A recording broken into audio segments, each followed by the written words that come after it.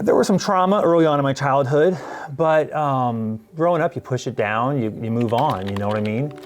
And I never thought it would ever come back to haunt me in a way that would affect me as an adult or even a young adult. So I lost my dad when I was 20, and I never dealt with death before. So my family, I've come from a farm family in Middle Missouri. You just, like I said, you push that down on top of it and you keep doing things. And the problem is, you push down enough things, there's gonna start being, cracks and breaking through. I was at work one day and I saw an opportunity to steal some money. And I'd never stolen before, I'd never done any of this, never done that, but I was just so alone, felt alone and sad.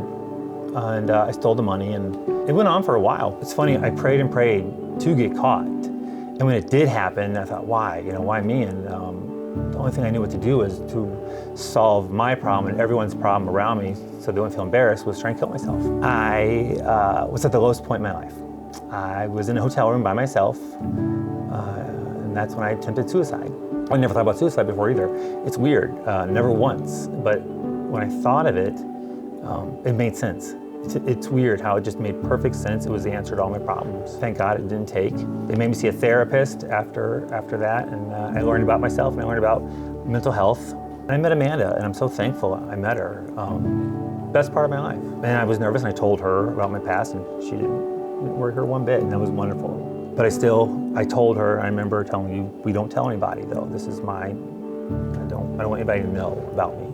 It trickled into our marriage though, and I thought I was doing a good job hiding how I was doing. I thought I really was. And it all came to a head a couple years ago, actually. I had so much hidden, and I was carrying so much weight of lies. I finally broke down and told her.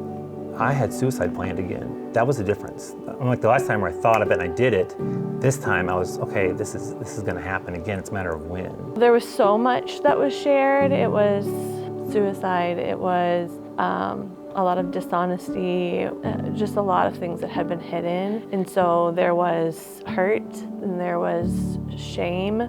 I felt worried and concerned for him. I had so many thoughts about our kids. Am I gonna get a call that my kid's dad is gone? And I knew I can't do anything about it.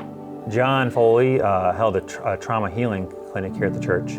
And I didn't want to go, but Amanda asked if I would, and I, of course, would go if she asked me. When people had asked about, and my therapist asked about my mental health, I was describing it as like I was falling in a well. No matter how hard I tried to catch on to climb out, I couldn't. My depression was holding me down, or my anxiety. That's just the best way I could describe it. I couldn't escape it. I just could not get out of the well on my own. And during the trauma healing moment, John brought out these pieces of paper and asked us to write these things on this paper, and then we were going to turn it into the cross.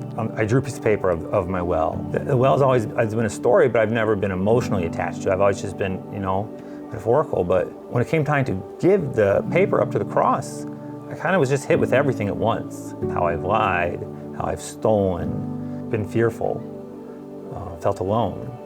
I just got hit. I never thought a metaphor would make me cry. But it did, walking towards that cross. That was the turning point when I realized it wasn't just me. I wasn't alone. That no matter what I did, I can always come for help. I've been able to recognize, you know what? If I make a bad decision, it's gonna be okay. You know what? I'm still human. I'm not perfect now.